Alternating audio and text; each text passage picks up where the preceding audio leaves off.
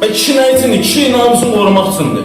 Kişinin vəzifəsi əziyyət çəkməkdir, pul qazanmaqdır, namusu ilə ailəsini qorumaqdır. O deməkdir ki, evinə pul gətirilirsə, deməli ailəsinin nə istədi onu edə bilər. Biz əziyyət çəkmişik ki, halal yedizdirək, halal böyüdək. Qız da olsa namuslu böyüsün, kişi də olsa qeyrətli böyüsün.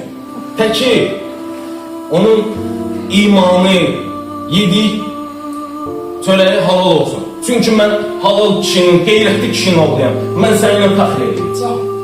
Ben fəxr edirəm ki, sen kim kişinin oğluyam, ben fəxr edirəm Hava senin. tərbiyə getirmişsən. Namus sakilavının oğluyam. Yerizdən var. Mən həyatda heç vaxt heç kəsə oxşamaq, bənzətməmişim özümü ki. Mənim elədiyim hadisədə kiməsə cəmiyyətə görə deyil, mənim öz qeyrətimə görədir.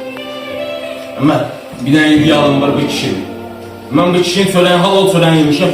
Amma Allah'a ki, yani bu həyatda da mən bilirəm ki, o heyfslənir ki, bir fahişə ölmək başqa şeydir. Qeyrətli kişinin ölməyi başqa şeydir. Qeyrətli kişilərin ölməyi bu dünyada qeyrətli kişilərin ölməyi vallah ki deyirəm. Yəni ki,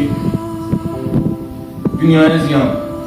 Dünyada halal kişilərin. Mən burada kişiləri görürəm. Amma Allah'a ki vicdan var insan.